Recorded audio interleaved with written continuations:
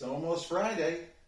A hearty welcome to one and all to episode 26 of the Confessions of a Not So Dangerous Mind podcast.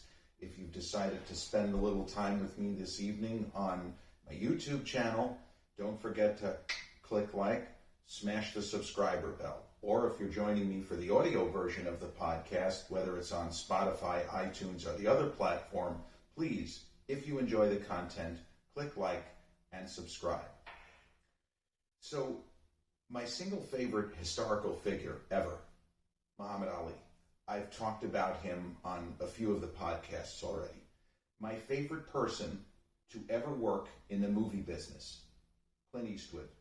I've already spoken about multiple times. But my second favorite person to ever work in the movie business, I've only mentioned briefly, and that would be the Austrian Oak, Arnold Schwarzenegger.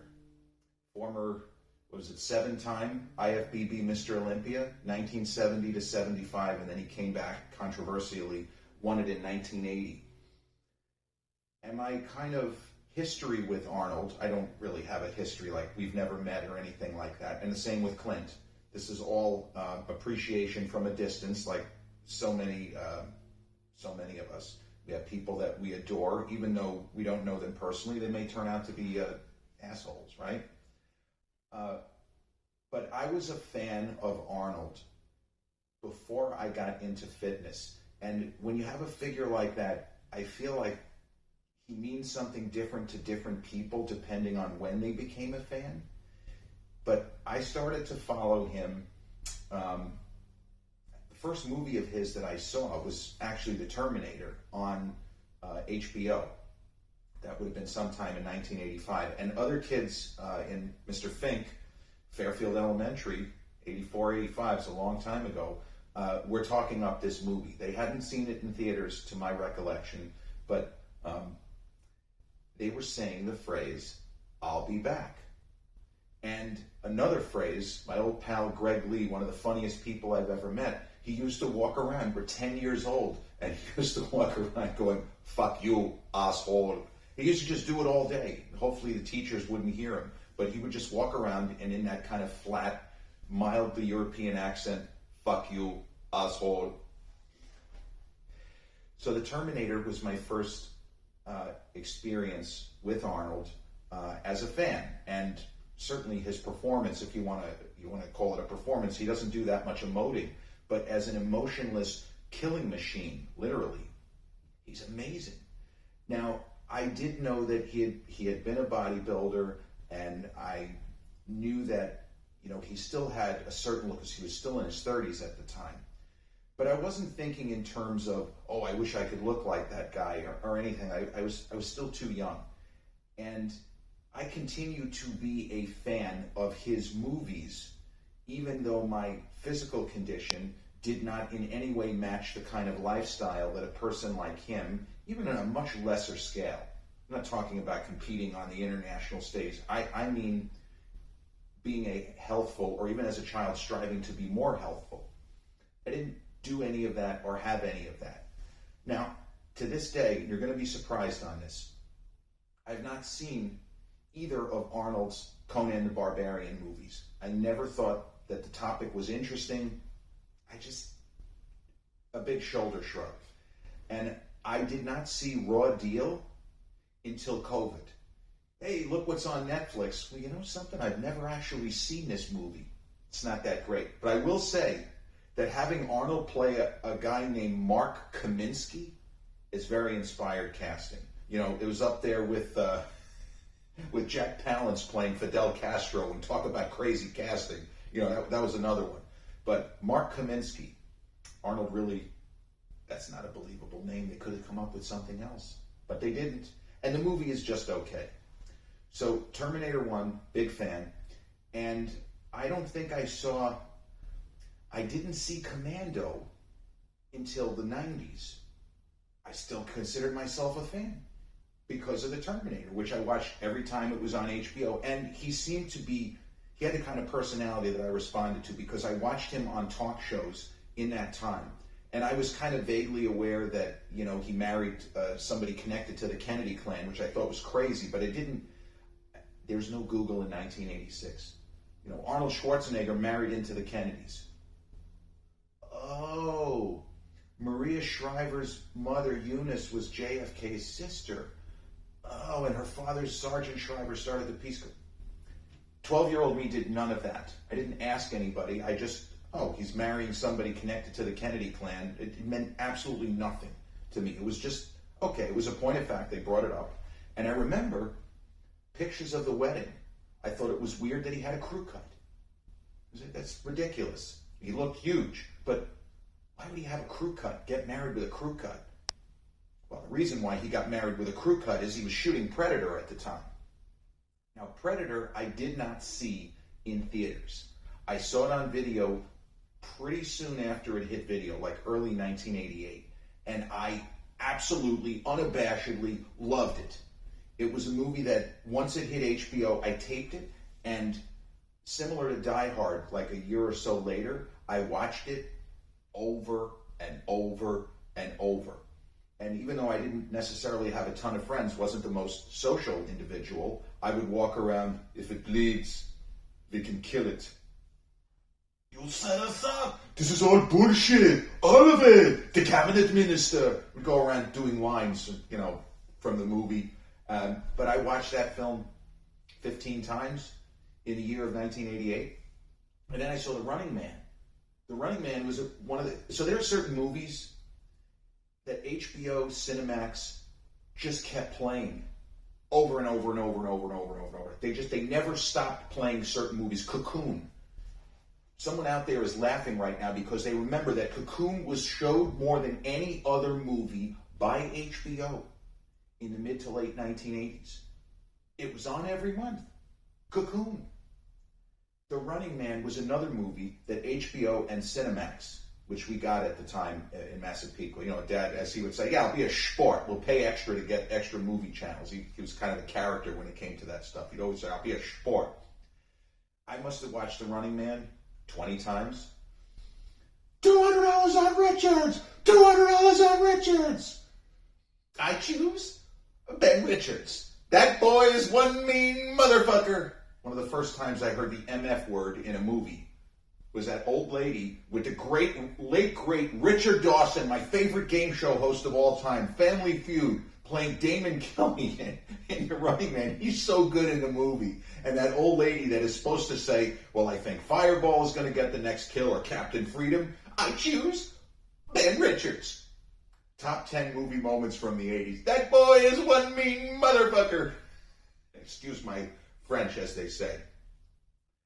So by the time of, let's say, late 1988, I was as big an Arnold fan as anyone. And I actually saw Red Heat. My dad took me to see Red Heat. It's kind of one of Arnold's lesser films. He almost plays a Terminator type character, even though he is Soviet. Someone calls him a Russian and he immediately corrects him. Soviet. He and Jim Belushi made a good team, I thought. And the movie is entertaining. A terrific character actor, Edo Ross, plays one of the heavies. That was the guy he was in Lethal Weapon. Where'd you find this guy? Psychos Are Us. He was the guy with the famous Mr. Joshua scene where Gary Busey, where the guy burns his arm. Yeah, of course I smoke. Yeah, Joshua, that's right. Yeah, okay. Mr. Joshua, okay. I didn't see Twins in theaters. I'm 14 going on 15. I don't exactly have easy access to just walk 3 miles to the nearest movie theater. Because by that point, the theater on Sunrise Highway, there was the old UA Massapequa across from the train station near where, Route 107. That theater was gone. I believe the last movie that theater had, here's a little trivia for you. Tucker, the Man in His Dream, Francis Coppola. Jeff Bridges stars in the story of Preston Tucker, a U.S. automaker who had some innovations that were decades ahead of their time. And what happened to him? The big three did what? They gave him the old middle finger, and they ruined him. Good movie, though. But I had no way to get to the movies. There wasn't anybody to take me to the movies. So I didn't see Twins until video. And I loved that movie, too. I was as surprised as anybody that Arnold could be funny. Now, people who knew him And now when you read accounts of his younger days and how quickly he learned English, and he was so sharp that he learned how to tell jokes in English very, very quickly. Some people have the magic, you know? Clint had the magic, Arnold had and has the magic. But I saw the movie Twins, loved it. Another film in heavy rotations on HBO and Cinemax. I watched it every time it was on. DeVito is hysterical. Arnold's great. Everything in that movie just cracks me up. You know, 5? I could do better than 5 right here. DeVito. So my kind of Arnold fandom was continuing to grow. So everything he did, because again, Red Heat I thought was very entertaining. It's not on the level of most of the movies that are acknowledged as, oh, that's an Arnold classic, you know, wink, wink, nudge, nudge. Arnold classic, bodybuilding show, which is named after him because he created it. I didn't see an Arnold film in theaters between Red Heat and Terminator 2. I wanted to see Total Recall. So Total Recall, like that was a time, the summer of 1990, I had a little bit more freedom of movement, but I still didn't have a driver's license. I was only 16. And I didn't feel like walking all the way from 131 St. Mark's Place to the Sunrise Mall, because that would have been the one way that I could have seen the film, realistically. Didn't have that many friends. It's not like people are saying, hey, we're going to go check out that Arnold movie, looks great. I didn't see it until it premiered on Showtime and the Movie Channel. And not surprisingly, I loved it. I was absolutely blown away. And I think that even on my first viewing of Total Recall, I put it ahead of the original Terminator. Like, this movie is a fucking masterpiece. And, you know, by that point, I had started doing a lot of reading about movies. I started to build a pretty impressive library of movie books and magazines and stuff like that I was interested in. But I love Total Recall first time through. And I didn't actually, well, I don't really think it was a dream. I didn't get into that part of it, but just as a sci-fi actioner with some pretty sick practical and visual effects, what a great movie. And this is one of those films, if anybody tells me that's my favorite Arnold movie, okay. Because there are plenty of people who say, what's the best film that Arnold, ever made? Total Recall. No problem. Most people will say Terminator 2, no problem with that either. So I was still not healthy. I had not begun my fitness journey. I was just a huge fan of this guy. Now, if somebody said, would you like to have muscles like this guy, or would you like to be as fit as he looks? Because even in a movie like The Running Man, where you don't see his body, you really don't see it at all, you can tell that the guy is yoked. And of course, Predator, he's just fucking jacked. He's so jacked in that movie. And then we had this running gag at Bev's for years. And the running joke was, Carl Weathers, that was the most impressive that Carl Weathers ever looked in a movie. He is even more dialed in, bigger, and more shredded in Predator than he was in even Rocky IV, where he looks incredible. So the joke was, that famous where they do what seems to be a handshake, and they do the air arm wrestle. What's the matter? The CIA got you pushing too many pencils? Yeah, that scene. Weathers is dialed in, but when he is standing next to the future Governator, the Austrian Oak, Arnold Schwarzenegger, the joke at the gym was, this guy looks like he never touched a weight in his life. And we kept joking about it. And then that became a thing where we would say it about other people, where, like Jay Cutler would come in and somebody would say, he doesn't look as big as when he won the Olympias. And another guy, this guy looks like he never touched a weight in his life. So, sorry, I'm doing my David Letterman where I'm laughing at my own stories and jokes. I saw Terminator 2 on its opening day. I want to say it was either July 2nd or July 3rd of 1991, and there was a huge build-up. There was a lot of chatter before the movie, and Arnold famously went on the talk shows and gave away the secret with James Cameron's blessing, as far as I know, where he basically, in this movie I played a good Terminator. And I thought that was incredible. I remember watching the trailer, and the trailer doesn't quite give it away, but now that we know, it certainly gives a lot of hints. But I remember watching the trailer saying, I don't think they're going to do the same thing as the first movie. I think they're going to figure out a way for Arnold to survive. Now, I almost got that right, but I did not say Arnold's going to be a good guy here. It didn't click, and I don't think that many people were thinking that when we saw the trailers, which were phenomenal, by the way. But when I found out he was going to be a good guy, I was overjoyed. I didn't want to root against Arnold Schwarzenegger. I thought it was an incredible twist and a great idea before seeing the film. And then when the reviews hit, almost everybody loved it. There was one critic who I like, Richard Corliss of Time magazine, who thought the film was a disaster. Even as his fellow critics were coming out of the screening saying, what a fucking great movie. He just didn't like it. It didn't work for him. That's the way it goes. So I saw the movie in Florida, Fort Lauderdale, Lauderdale Lakes area. There was one movie theater just off Oakland Park Boulevard. Grandpa Nat, may he rest in peace. This is the same vacation that the story that I told in the last podcast about losing my shit watching the movie Marathon Man on VHS and that incredibly funny scene in the middle of a suspense thriller just out of nowhere. But we went to the first screening. It was a morning screening. I think it was a Tuesday. And right away, this is the best movie I've ever seen. And Grandpa, who was not really a tech type of a guy, he could work with technology, but he didn't understand it. Like if you told him how to do something, he would always be able to do it. He loved it. He had seen the first one because they used to run it on even the channels that had commercials. He was familiar with the first one. So he saw Terminator 2 with me. He didn't think it was like the greatest movie ever. I thought, this is epic. This may be, better than Die Hard, whatever it was I was saying at age 17. Grandpa just liked it a lot. When I got back from Florida, I talked my dad, who was an Arnold fan. He liked Predator. I think he actually liked The Running Man more than Predator, but Terminator 1 he had seen a few times and was a fan. So I asked, hey, this movie's amazing. Can we go? And yeah, okay, because normally he's a guy who loved movies but didn't go to the movies that much. My dad, may he rest in peace as well. So we went, and we went to a theater which is now the Equinox Gym on Jericho Turnpike in the Syosset Woodbury area. It was the UA Cinema 150, and they had not remodeled it yet, but the sound was very good in that theater.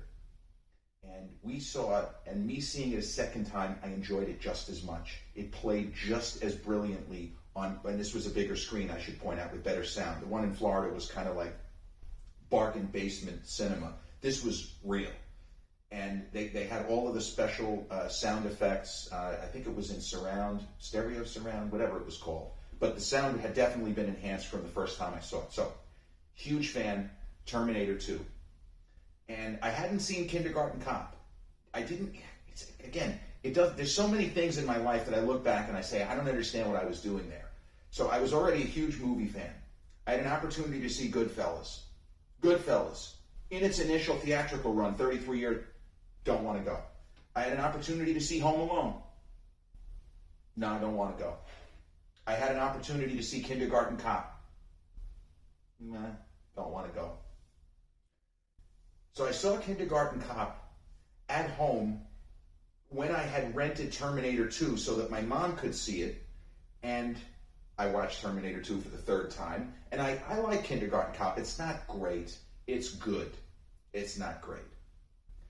Now, the interesting thing is, to me, I hope to you as well, in between Arnold's next film, that is when I started to take steps to become healthier. In between Terminator 2 and Last Action Hero.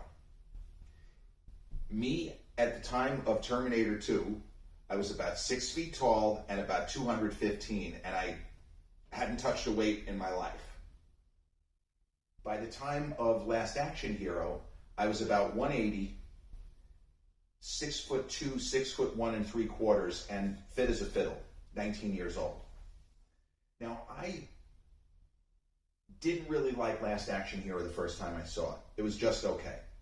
Oh, and I should point out, Terminator 2 was one of the biggest box office hits of all time up to that point. The Running Man was not really a huge hit. Red Heat wasn't a huge hit. Kindergarten Cop was. Massive hit. Predator was a big hit. So by the time of Terminator 2, Arnold had really connected, and he was probably the biggest star in Hollywood. Last Action Hero was not the movie that, in much the same way that Blade Runner was not the movie that audiences thought they were getting, and it bombed. Audiences thought that Last Action Hero was going to be something other than a satire, a farce, a comedy with action elements, but not to be taken entirely seriously. And a rare case of a movie where the villain plays the material straight in a film that's supposed to be funny, and it works. Charles Dance, for me, that is one of the best villain performances. Even though the movie is technically a comedy, he's playing it like Shakespeare. Man, that guy is a good actor, and people certainly now know him from Game of Thrones, among others. But that guy is a dynamite actor, and he is great in that movie. So Last Action Hero is a film that I now love and adore, and I've seen at least 10 times. But it was so out of the box and so different, it didn't work for me. But I had started to identify with Arnold just from the perspective of wanting to be fit and healthy, and where fitness and health is always on your mind. It doesn't mean you don't have cheat days or that you don't enjoy your life, but it means that you're always aware. And Arnold had a restaurant back then called Shatsy on Main, and there was a story that he used to, he would schmooze with the guests when he was around and interact with people, and nowadays they'd be snapping pictures like crazy. But there was a story that he was a guy who ate a lot of oatmeal in his bodybuilding days, and he loved raisins with his oatmeal. And the story goes that every once in a while, he would see an unsuspecting diner, and he would bring a little packet of like Sunkist raisins with him, or Sunsweet. And he would just sprinkle raisins onto their oatmeal. And if they would give him a look, he'd say, "Cannot have raisins without oatmeal," or whatever. But he was someone who was still in phenomenal physical condition in that era. And I saw True Lies with my dad, my sister on opening day, loved it, absolutely loved it. And when I say it's one of James Cameron's weaker films, that's not a criticism, because that guy has knocked out one out of the park after another. True Lies is a really, really good action movie. It's not Aliens, it's not even the director's cut of The Abyss, it's not Terminator, it's not Terminator 2, or Titanic, but it's really good. And, like the last movie of what would be considered Arnold's prime, Eraser, another film where now he was about 50, or 49, 48, 49, going on 50. And even though he had slimmed down, man, the guy still looks dynamite. You can still see his arms are probably 19, 20 inches even in that movie. And he's wearing like tighter clothing. You can still see, man, he's in really good shape. So, but that's the last film of what could reasonably be considered Arnold's prime. He had some health issues, and when he came back with End of Days, it's just okay. I mean, it's funny. It has its moments. Arnold, one of my favorite moments of his entire career in a movie that's just okay, where there's all this talk in End of Days that the world's going to end at midnight, the world's going to end at midnight, the world's going to end at midnight. Okay, what do you mean the world's going to end at midnight? No, the world's going to end at midnight, don't you get it? And Arnold, as only Arnold can, he gets real serious, and as Rod Steiger in the scene with him, he goes, "So the world is going to end at midnight. Is this Eastern time?" Yeah, it's going to end at midnight Eastern time. His career never reached the heights, his film career that is, that he had previously. And, someone like me, there were certain projects I wish he had done. He wanted to do Sergeant Rock for Joel Silver. It never happened. And there was a movie with Ridley Scott called Crusades that didn't happen. It's unfortunate. I think that's the movie that Ridley ended up making in later years. I don't remember the name of it, but there were like different cuts of it. But those two guys wanted to work together. I think Orlando Bloom was in it, if I'm not mistaken. But those guys wanted to work together, and it just wasn't in the cards. So when he came out with Terminator 3, which is now a number of years later, and he did The Sixth Day, which was not great, Collateral Damage, not great, and it no longer became appointment screening for me. Still a huge fan of the guy, and I thought it was hysterical. I thought it was great that he ended up becoming the Governator, governor of California. And then when he came back, again, audiences change, things change, society changes. And it's not impossible for an older guy to still be a huge star. I mean, look at Harrison Ford. I mean, he's 5 years older than Arnold. Sean Connery was still rocking and rolling, into his early 70s. But in the case of Arnold, he slowed down. He had the scandal. And the Netflix documentary, I can point out, is a fantastic documentary because they don't soft pedal his missteps. They don't make him seem like, oh my God, he's the greatest guy ever. They do have appreciation for the fact that this small boy from Graz, Austria, whose father was a Nazi, whose brother committed suicide because the father was such an asshole, wanted to make a better life for himself here and did it. Warts and all, the good, the bad, and the ugly of his life is in that documentary. It's in 3 parts. And part 3, a lot of it is just dumping shit on the guy, and he's not running from it. I give him credit. There was a lot of painful stuff that he had to talk about there. He could have said, I'm not, no. He took his medicine, as they say. And even though certainly physically he doesn't look anything like he did, and his pal Stallone still looks amazing. But as we've said, Stallone is insanely intense when it comes to his diet. I'd be willing to bet that Sly is still eating, 1,500 calories a day tops. That's just what he does. Drinking a lot of coffee so he doesn't feel the hunger pangs. Arnold enjoys his life, but fitness is still a big part of his life. And he's the OG. He absolutely helped to expand the sport of bodybuilding and fitness in general. There's no question about it. And not all superstars are going to have the career arcs of a Tom Cruise, of a John Wayne, or of a Clint Eastwood, who, even when Clint slowed down as far as acting, he's still turning out movies that are getting Oscars and nominations, films like American Sniper, which he just directed, and Sully with Tom Hanks, which was one of my father's favorite movies. He must have watched that one 10 times. Huge fan of both guys, so, But Arnold's life, Arnold's career, from bodybuilding to the movies to politics and beyond, we can say it's one of the great lives. For all the negatives, it's one of the great lives of certainly our generation, the generation prior. And there's really not much else to say. I will always be a fan. I can't imagine him doing anything so outlandish that I was like, fuck that guy. But it was different when I got into fitness. And then reading some of the things that he said about diet, about health. In the old days, people say, you drink milk. Milk is for babies. I drink beer.